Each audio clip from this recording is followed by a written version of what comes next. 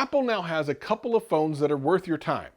They're not too expensive, they're incredibly powerful, they have great features, and I have both of them, and they're pretty cool. One is the iPhone XR from 2018, and the other is the iPhone 11. Both of these guys at 6.1 inches have all types of great features. And let me tell you something, they're worth your time, but which should you get? If you don't have either, should you get the XR? Should you get the 11? Or if you have the XR, should you upgrade to the 11? Well, we'll talk about all of that right after this. This is, you listening to Travis.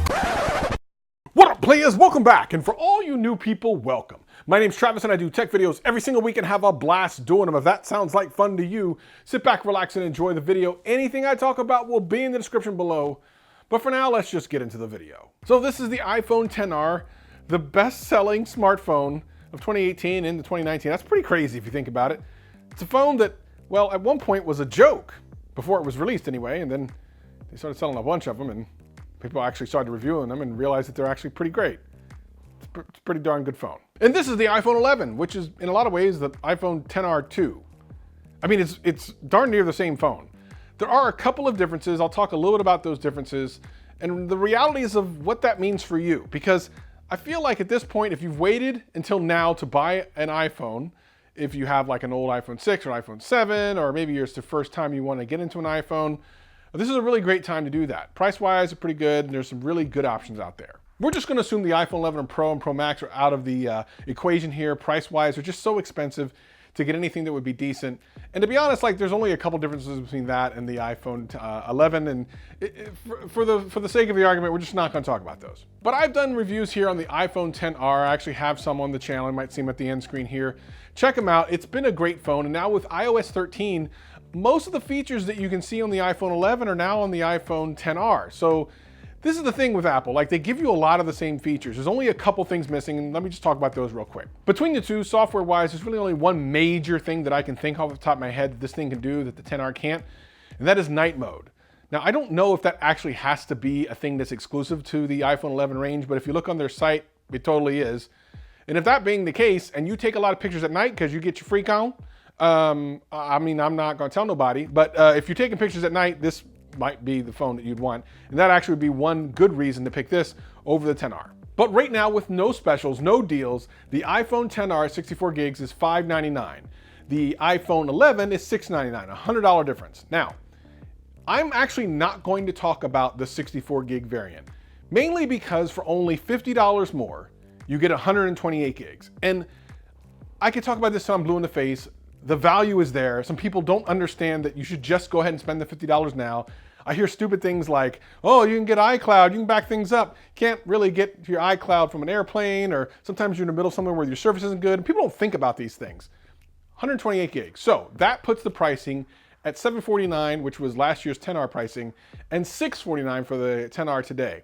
Now you might be able to find specials. I'm not gonna talk about those, but let's just talk at those two prices. So for $649, the iPhone XR, from a processor standpoint, is still faster than today's flagships, like the Galaxy Note 10 Plus, which is crazy. The A12 chip is so ridiculously powerful that it smashes the 855. It's really, I mean, it's kind of embarrassing at this point. Apple is just pooping all over everyone else who makes mobile processors. It's very strange. And the camera on this thing is really solid. The portrait mode is also pretty solid. I'm gonna show you a picture here and then I'm gonna compare it to the 11 here in a second. The quality is good. Like there's really nothing bad about this phone. The speed is there. The updates are gonna be with this thing for at least the next 4 years or so. If we go by today's standards, where iOS 13 is being supported on iPhone 6s as of today, that's like a 4-year-old phone. You can expect upgrades for the next 4 years. If you're looking to upgrade and price is a barrier, this at $599 or $649, which again, I'm gonna talk about the $649. The extra 128 gigs is just, that's it. It's just, come on. At $649, this thing is a deal. When this thing first came out, I said, had they dropped the price to $699, this would have been a great, great phone for last year. This is $649 with 128 gigs. Statement still stands. This is an incredible deal at $649. If you have an old phone, you might even be able to get a little bit of trading credit towards this, or you can sell it to a friend and maybe get this even cheaper. This phone is a savage. But what about the iPhone 11? Well, there are some advantages. Now let's take a look at a picture from the iPhone XR first, and it looks great. But here's the thing, the iPhone 11 has two cameras, a wide, which is here, and an ultra wide, which kind of gives you even more room to breathe in the picture. Let's take an inside look, wide, from the XR, and now from the 11, and ultra wide from the 11. Now you might be wondering, when does the ultra wide really come in handy? Well, you know, to be honest, probably more often than you might think. A lot of times people are crowding around and you're trying to get a bunch of people in a picture and you can't quite fit them in, you tell them to scoot in. This actually resolves that, just going ultra wide and everyone's in. The iPhone 11 Pro and Pro Max have a third lens, which is the Telephoto, which was on the XS and XS Max of last year. And most people don't really need that. What they find is they actually need more of a wide range, not so much kind of a zoomed in range. I mean, only like certain people from Florida might need like a telephoto range. I mean, maybe for the zoo or something, I don't know. The reality is most people are gonna need wide angle, and I think this solves the problem. Now, the front-facing camera also is a higher quality, and also when you turn it in a landscape mode, it gives you a little bit more access to a little bit more area. It's a little bit wider. It's higher megapixels, but I try to tell people don't worry about that. You really want to worry about the quality, not 1:7 and 1:12, which is actually the case here. What you want is quality. They're both great, but night mode on this thing is crazy. I'll show you one or two pictures here. And I just have to say, it is dark. Like when I took this picture, I could barely see anything. And this thing just lit it up. And here's what the iPhone XR did. Now that might be enough to make you want to buy the iPhone 11. I mean, maybe you take a lot of pictures at night and that's what you need. Okay, fair enough. Then the iPhone 11 is for you. The additional cool thing is, while yes, the A13 processor is supposedly faster, and it is faster a little bit, in your day-to-day, it's not gonna make a difference. However, it will give you an extra year's worth of support as iOS 14, 15, and so on come out. You can count on about at least another year over the XR. Now, to be very clear about this, processor-wise, when I'm moving around in the operating system, they seem about as fast. I did one test where there was a difference. I went into my editor, LumaFusion, put the exact same edit on both of these phones, and exported them. And the 11 won by about 6 seconds. The video file was about 4K, it was about 1.5 minutes long, and I got about 6 seconds faster on this. And if you extrapolate that out to like a 5-minute clip, it could save you about 30-ish seconds. But it's 30 seconds worth $100. I mean, meh.